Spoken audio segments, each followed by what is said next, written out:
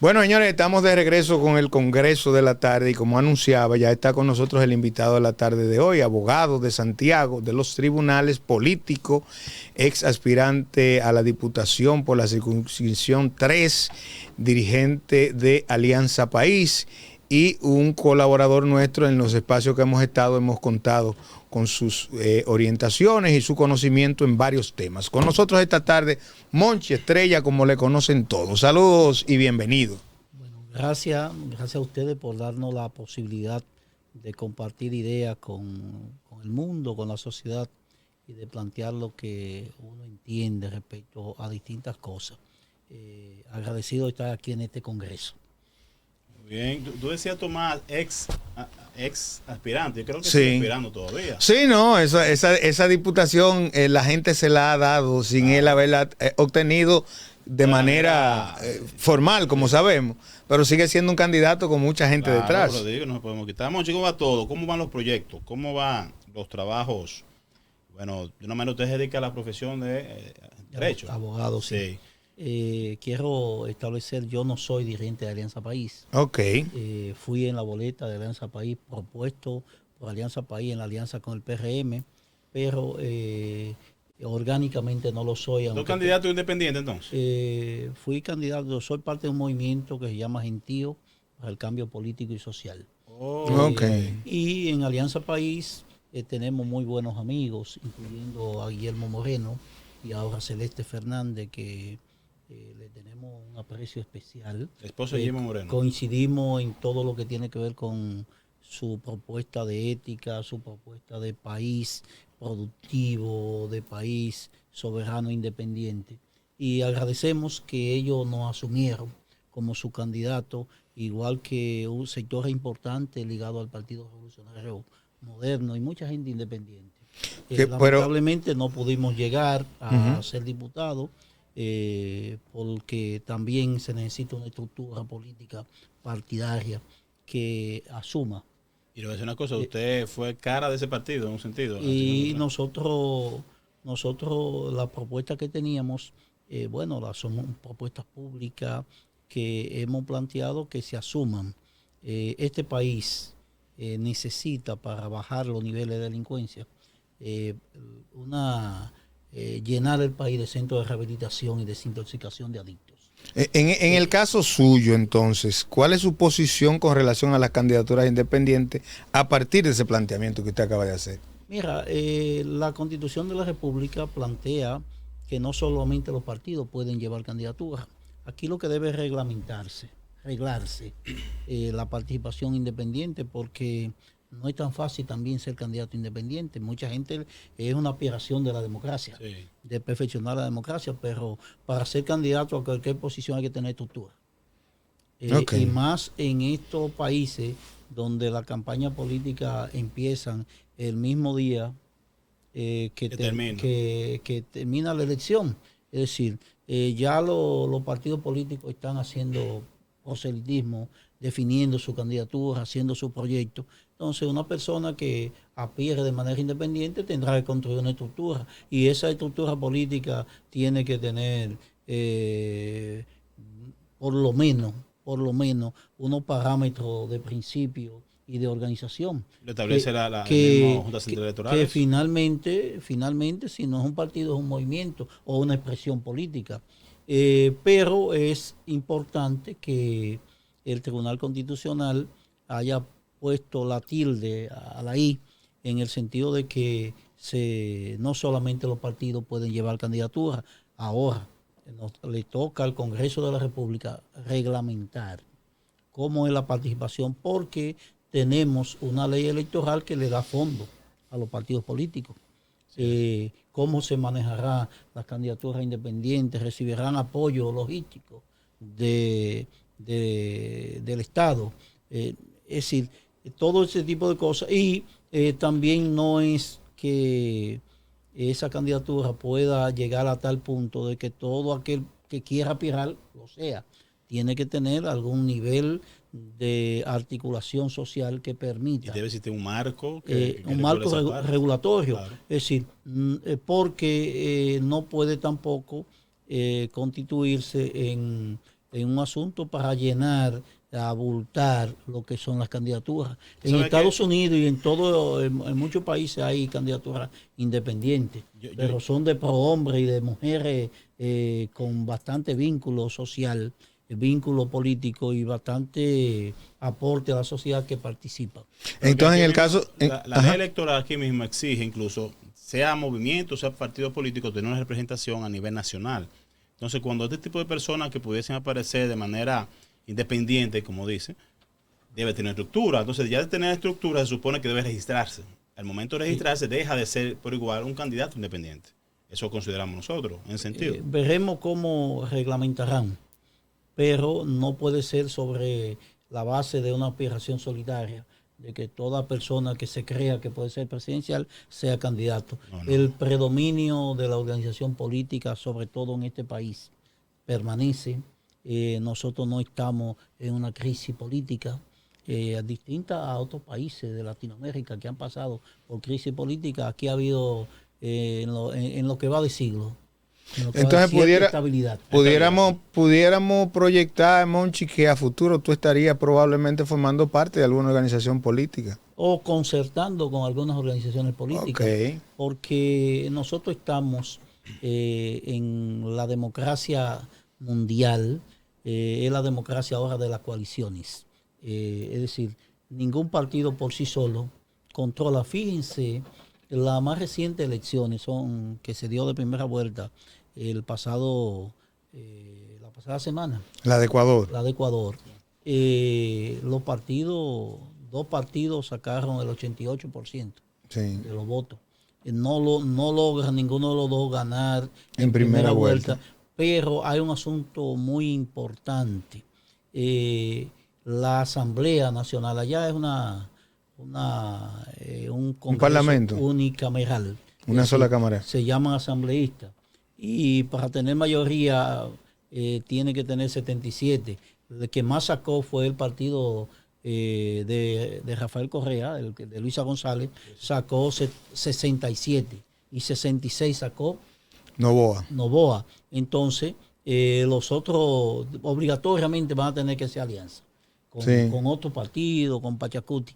Pero un asunto que me llama la atención es que en Ecuador, para poder mantener el registro electoral, tienen que tener el 4% de los votos. Los partidos tienen que tener el 4% de los votos. Hay mucha flexibilidad, vamos a decir, para registrar el partido, para mantenerlo, que es difícil. Y fíjense... Pero es que había una polarización y ya usted lo dijo, 80%.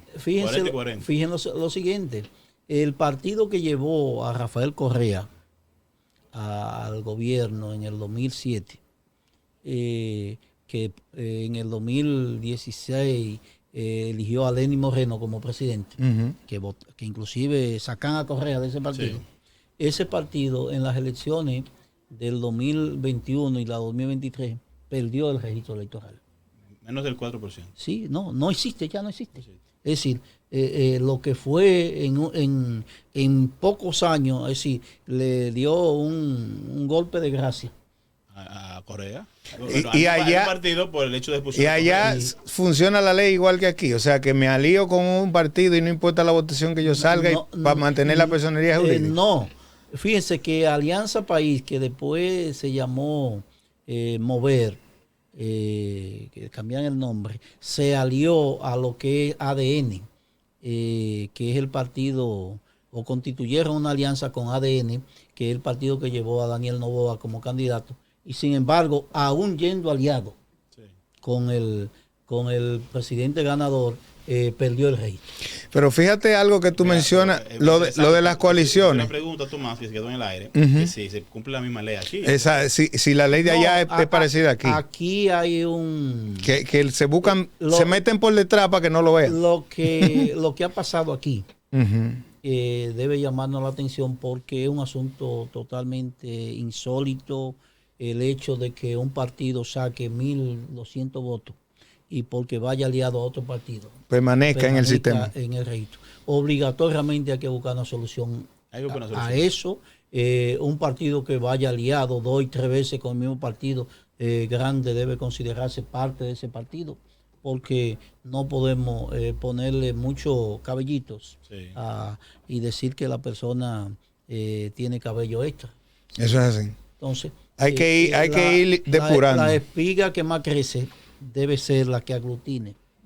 Pero esa parte. fíjate algo importante de lo que dice Monchi y el asunto de las coaliciones. Cuando tú pasas revista a las que han sido los últimos 6 periodos o los últimos 6 procesos electorales de la República Dominicana, no ha habido un partido que gane las elecciones que no vaya en una coalición, que no lleve una coalición de partidos. Si no es por lo mismo, es que no El sistema nuestro, desde Balaguer para acá, y cuidado si antes, todos los partidos se agrupan con la República Dominicana con el que va a ha ganar. tenido, vamos a decir, una suerte de que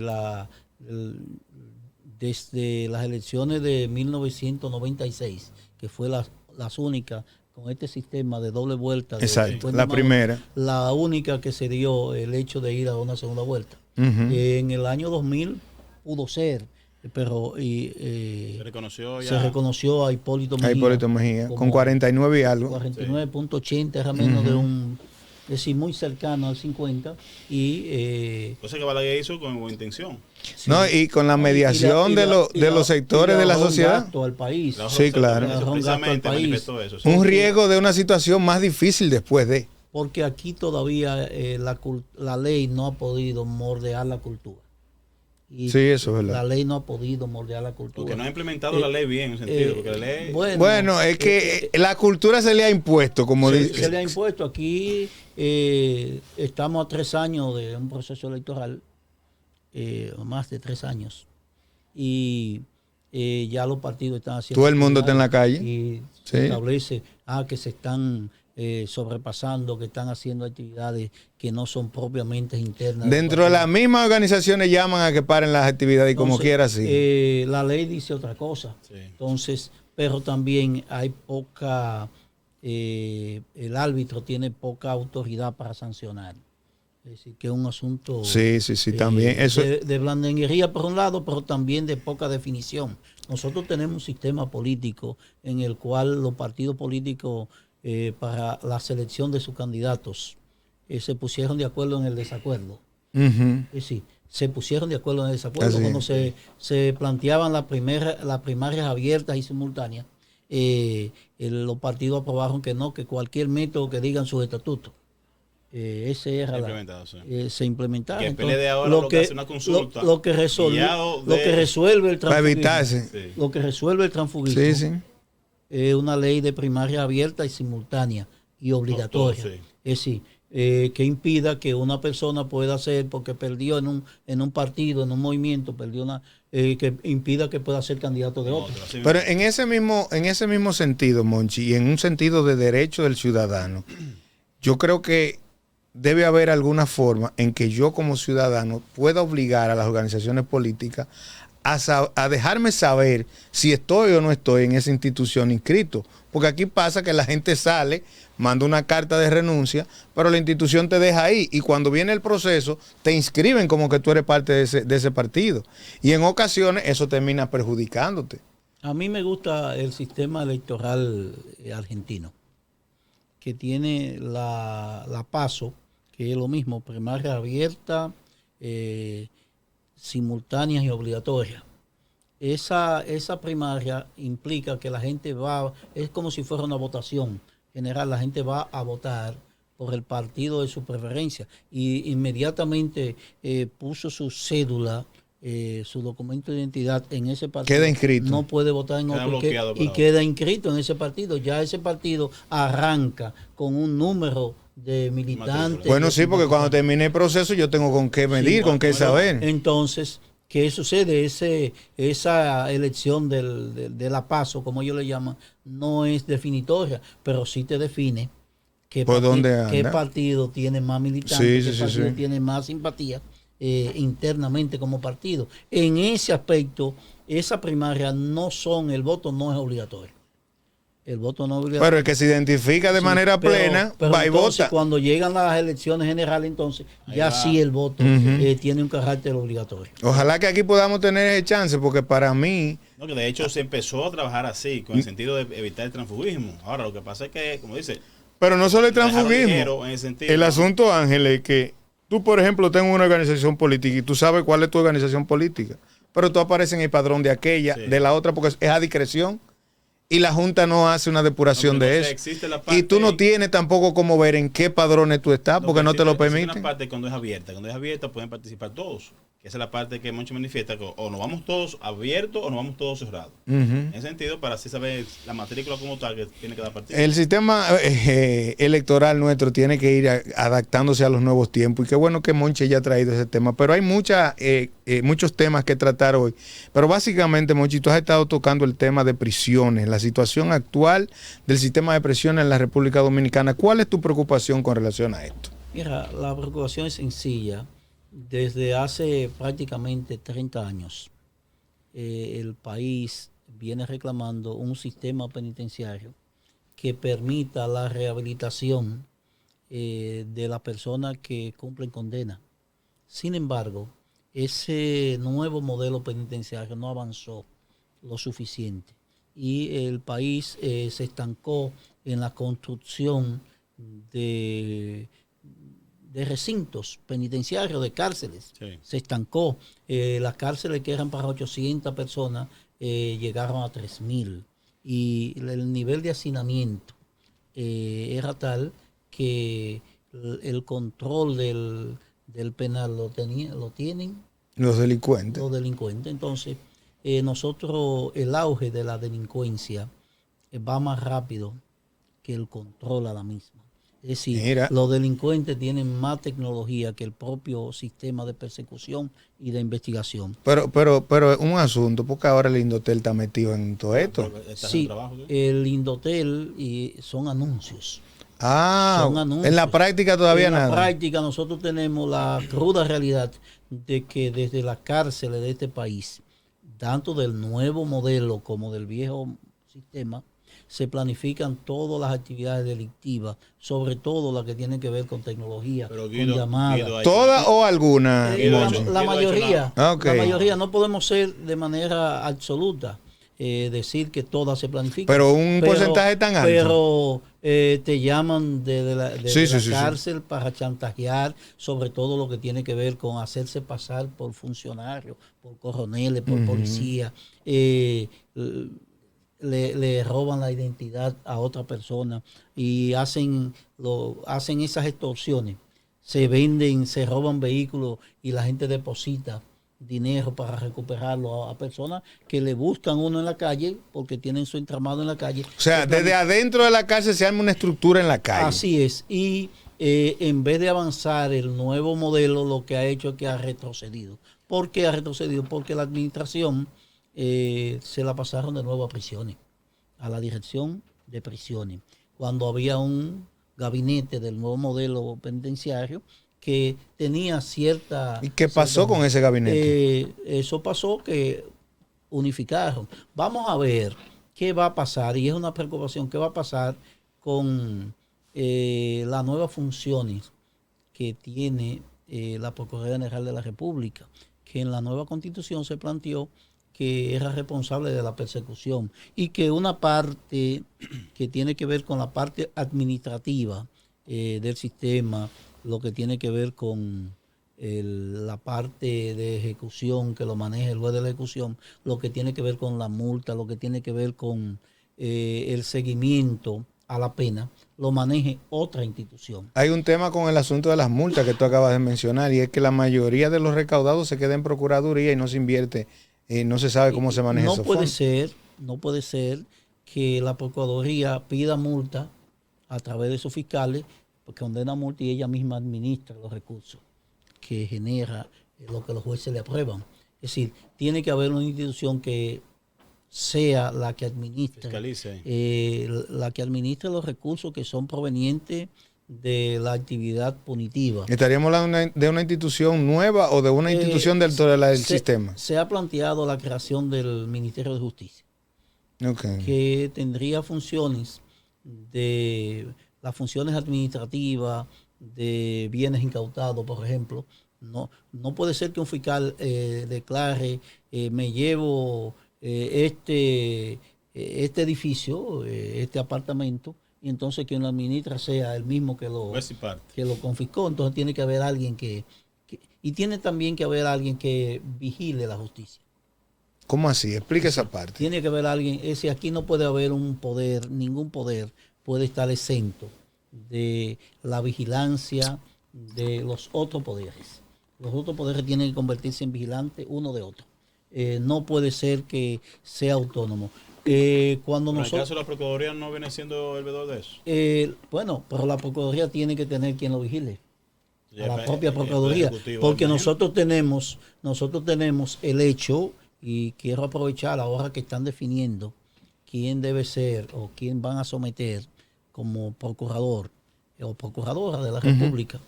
Nosotros fuimos el hazmerreír del mundo en los últimos 20 años. Tuvimos procuradores que todos fueron a la Procuraduría a construir proyectos políticos. A veces de grupo y a veces personales.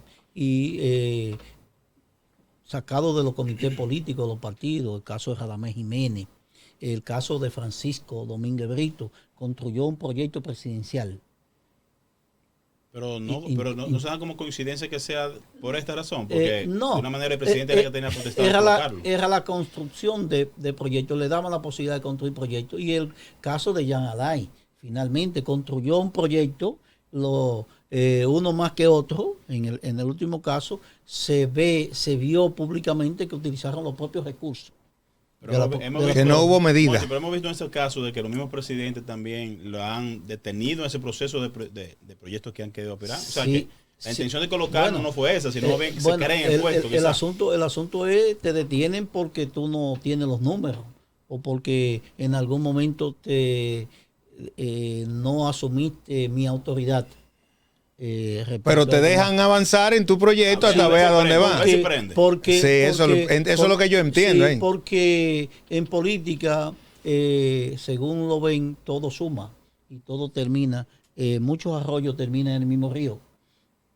Pero un procurador que tiene menos ventaja en ese aspecto ante la sociedad. Pero se construyó de esa forma.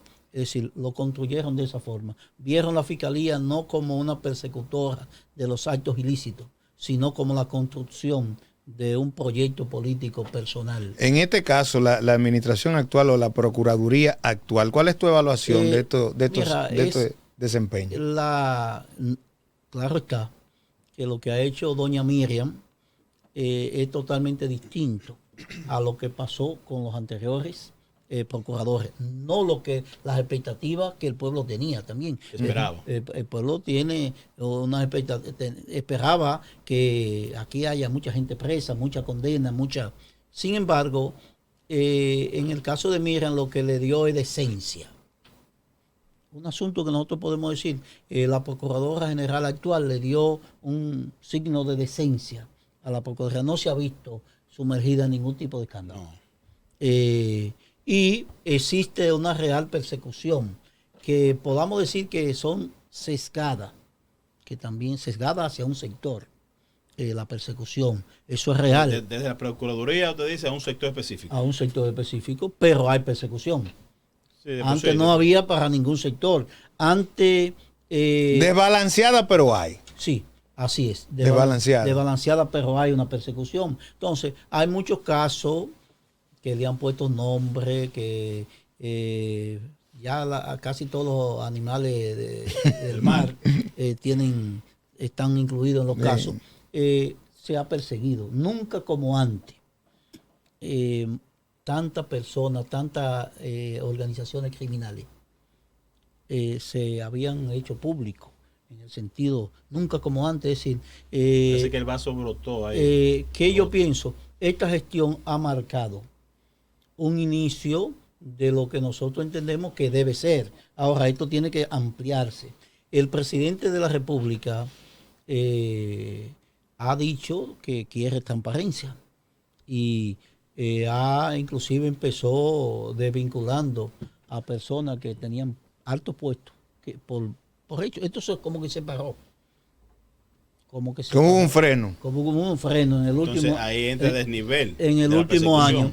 Pero la voluntad está en que la voluntad del pueblo, Lo que el pueblo quiere es que venga un procurador o una procuradora que sea capaz de meter preso a toda aquella persona que cometa actos ilícitos, no importa que sean del presente o del pasado. Pero Eduardo, Tú acabas de Eduardo mencionar... Jorge Prat está molesto ahora ahí con eso. Eduardo Jorge Prat. Pero tú sabes que él es abogado de una de las partes que está involucrada en proceso. Sí. Lo que pasa es que aquí nosotros tenemos que ver, hay constitucionalistas buenos de ambos lados. Sí. Y Eduardo responde a los intereses de un partido que fue aliado y que es el antítesis de lo que es el PRM hoy. Yeah. Sí, es el papá. Él dice que la forma de la escogencia que tiene ahora mismo, de una El manera PRD. como oculta, no se ha expuesto cuando se dijo que iba a tener una participación. Incluso los mismos que han sido tomados en cuenta, ni siquiera ellos se han enterado de eso. Bueno, para definir en la Constitución los requisitos para ser Procurador General de la República, primero se hicieron varias consultas. Lo que no se hizo consulta así abierta fue para el asunto del reglamento. El reglamento como tal. Para el reglamento como tal. Esta semana, según ha dicho Antoliano Peralta, se escoge al nuevo procurador. Sí. ¿Tú tienes algún perfil que tú digas, este es el que por el que me inclino? Bueno, yo pienso que Se barajan varios hay nombres. que robustecer los casos que ya están abiertos. Yo pienso que en el grado que el presidente entienda, debe mantener o debe aumentar la influencia de Camacho y de Jenny Berenice. Es decir, porque sacarlo a ellos de la Procuraduría implica. ¿Y cómo tú valoras el desempeño de ellos? Detener. No, pero bueno, ya es propio entenderlo. Implica detener los procesos ya iniciados. ¿Cómo tú valoras el desempeño de ellos durante esta coyuntura y estos casos? Ellos han respondido a una voluntad de perseguir, por un lado, arriesgado. En el caso de Jenny Berenice, que la conozco desde antes de ser abogada. Su amiga. Vamos a decir conocida, porque los amigos tienen... Ya, sí. Pero Jenny Berenice se ha ganado la posición en la que está. Yo considero que sí. Ahora bien, en un momento Jenny Berenice estuvo muy opacada, en un sentido. Ha cometido errores. Claro. Yo pienso que el hecho de archivar la querella que hizo Guillermo Moreno contra Leonel Fernández con todos los argumentos es uno de los puntos negros que ella tiene. ¿Usted le habría dado para adelante a eso? Aunque debió dársele para adelante. Debió dársele para adelante. Es decir, debió investigarse, debió sancionarse. Que sea absuelto porque... Que lo haga la justicia. Que lo haga la justicia, pero no decir, aquí se reúnen muchísimas condiciones de cosas que no deben hacerse, pero no están tipificadas.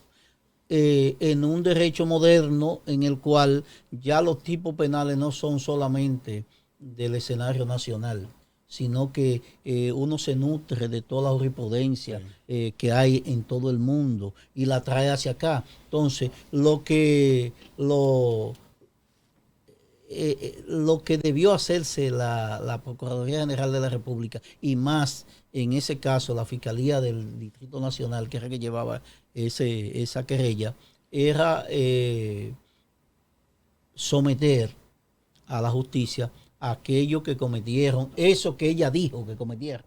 Es decir, que no estaba en un tipo penal local definido, como aquí no está definido, por ejemplo, el sicariato. No está definido. El Código Penal que por toda la retranca no sea, pero aquí hay sicariato y la gente sabe que hay sicariato. Claro, sí. Y no puede quedar impune. El sicariato, como tampoco puede quedar impune lo que llamamos el feminicidio como tal. Entonces, estos delitos electrónicos, aquí no está definido en nuestra normativa procesal ninguna ley contra la criminalidad organizada. Yo estoy esperando eso, la reforma. No existe. Sin embargo, ella misma como procuradora fiscal ha auspiciado que se persigan esas redes criminales que usan tentáculos de poder militar, político, empresarial para beneficiarse de actividades ilícitas. Entonces, ¿por qué si en ese momento ella entendió que lo que estaba haciendo el presidente Leonel Fernández con la Fundación Global. Global era un hecho reñido contra la moral, contra la costumbre, y que en el país no había un ilícito, debió extraerlo de todos los acuerdos y pactos internacionales que nosotros hemos sido signatarios contra la corrupción. ¿Y por qué Guillermo Moreno no siguió en esa misma...? No, lo que pasa es que te lo ¿Usted acaba de decir que estaba archivado? No fue, más bien fue bloqueado. sí, pero el archivo definitivo Definitivo. es una potestad que tiene ¿Eso quiere decir que se cerró ahí? que tiene la fiscalía, es decir, que el caso se cerró. Ya no se puede nuevamente por ese mismo caso. Es distinto al archivo que se hizo por el caso Odebrecht aquí, que los archivos fueron provisionales. No ha archivado de manera provisional. De manera provisional. Hasta donde sea, va a haber una apelación Sí, no, que tiene un tiempo bastante largo, hasta 10 años, el Ministerio Público, para si aparecen nuevas pruebas. El Ministerio Público que había anunciado previo a la sentencia que había un Odebrecht 2.0, pero nunca se vio. Es decir, el Ministerio Público puede en cualquier momento someter personas de esas que fueron descargadas, fueron archivadas y descargadas, vamos a decir, por archivo, porque no está cerrado ese proceso.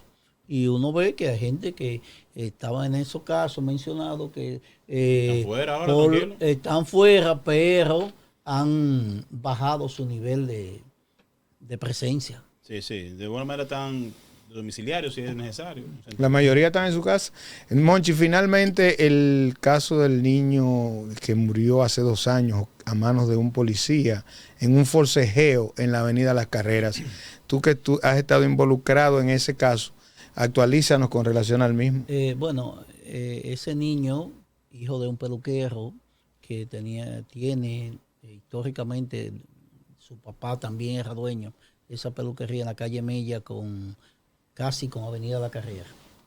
Fue impactado por un disparo que un policía de nombre, de apodo Cocotico, el apodo es más conocido que el propio nombre, mediante no un forcejeo, porque hay que ver el asunto en dos fases. La primera, el hecho de que habían una bocina, que ellos estaban oyendo música. En el carnaval. En la orilla del carnaval. En el carnaval. Digo en el carnaval, en tiempo de carnaval. En tiempo de carnaval, y ellos que no son, yo sé de paso, no eran policías antirruido. Él estaba adscrito al cuartel del ensueño. Ok. Que creo que no le compete esa parte ahí. No. Creo que era Valerio lo compete. Pero el retener bocina aquí ha sido un gran negocio, sí, por las fuerzas policiales. Aclaré eso. Sí, ha sido un gran negocio. La bocina se la quitan a los comerciantes y a la gente que anda en los vehículos y después tienen que pagar algo ya para retirar. Pagar para retirarla. Sí. Pero pagar la multa o pagar a la policía para que le vuelvan a... Pero sí, ¿cómo así? Y también la Fiscalía de Medio Ambiente le pone multa. Sí. Sí, le ponen multa. O sea, que aparte de la policía, que ustedes dicen que le hay que hacerle un pago por fuera. Es que hay casos que yo lo he visto, que hay vehículos cerrados que son visibles las bocinas dentro y lo detienen, aún estando cerrado, y le sacan la bocina. ¿Qué pasó? Cerrado pero apagado. Apagado. ¿Qué pasó ese día? O si detienen a alguien. De manera sencilla, una discusión, porque el padre del niño no quería que se lleven la bocina, pero finalmente, mediante la fuerza bruta, se la llevaron, le lanzaron gas pimienta, lo pusieron en obediencia. Lo inmovilizaron, se llevaron la bocina y como tal quedó el padre con ciego prácticamente con el gas pimienta que le lanzaron. Mucha gente voció cosas y el policía, después que se lleva la bocina, vuelve al escenario con una pistola ya sobada. El policía que se supone que tiene que tener manejo de sí por encima de la colectividad común. Entonces, en un escenario donde hay cientos y cientos de personas. Con un arma manipulada. ¿Qué pasó? En el juicio pasó lo siguiente. Se demostró que era un homicidio. Nosotros entendemos como abogados que era un asesinato, porque él premeditó. Ahora hay una... Pero él no fue con la intención de eso, hay- ¿no? lo que pasa es que pasó el primer hecho. Y él Él se fue y volvió. Sí, Bueno, Ya habían incautado la bocina. Por respuesta a la efervescencia que había quedado. Exacto. sí, ya él se había llevado la bocina, lo había Sí. montado en el vehículo y volvió entonces, la cuestión que no hizo en principio, que solamente utilizó gas pimienta. Y en juicio lo que se dio es sencillo. Él estableció que el disparo se le zafó en un forcejeo que estaban en el suelo el papá del niño y él, porque él no quería someterse a la obediencia. Sin embargo, la biometría del disparo es de arriba hacia abajo. Entonces no es posible que sea por el forcejeo, sino que antes de él llegar a donde estaba el papá, Disparó. ya había disparado y el niño que estaba en la acera Wow. opuesta fue el desdichado. Un muchacho con todas las Jovencito. condiciones de ser una gran persona. Dios lo tiene en un lugar 15 años fue la sentencia. 15 años. Y nosotros entendemos que fue benévola inclusive. Ellos alegan que existió la provocación. La provocación no se da cuando una persona, cuando el hecho ya pasó. Cuando tú haces una respuesta que no es inminente, que no es en el momento, a un hecho que haya pasado, entonces ya tú tuviste el tiempo de planificar y que el cerebro empiece a identificar qué es lo bueno y qué es lo malo. Es decir, después que una persona, para poner un ejemplo, tiene un accidente con una persona y se van para su casa y la gente vuelve de la casa y mata al otro. No puede decirse que fue producto del accidente. No fue una respuesta después de eso. Y esa respuesta, el hecho de manipular el arma y volver. Había una intención. Se creó la intención. Se creó la intención. Y el policía, y nosotros lo dijimos cuando se discutía, tuve el privilegio de que Alianza País en el Consejo Económico y Social delegó en mí para que lo representara en la discusión sobre reforma policial y seguridad ciudadana. Y nosotros le planteamos, es que aquí no solamente son los ejercicios físicos para ser policía.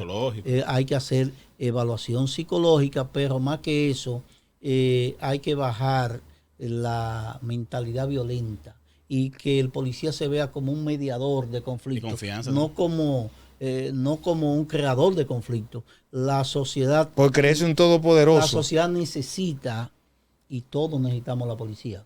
Claro. Sí, ningún país puede vivir sin una policía. Esa mentalidad del policía, que es la autoridad por encima de todo, sí. Tenemos que saber que es la autoridad, pero sí de contar en confianza con ellos, en el sentido de diálogo. Nosotros como ciudadanos no podemos seguir teniendo a una policía que le tenemos miedo cuando la vemos, sino que nos alegramos que llegó la policía. Confianza, seguridad. Es decir, esa confianza debe retomarse, y eso, independientemente de lo que pasa, de lo que ha pasado con la Policía Nacional, merecemos como país tener esa confianza en esa institución que está llamada a preservar el orden, que la gente vea cuando va en la calle que lo manda a pagar un policía, que lo está mandando a pagar a una gente decente, no una persona que le puede hacer cualquier triquiñuela. Pero también esto, Monchi, también va para la sociedad también, porque hay una parte de la sociedad que no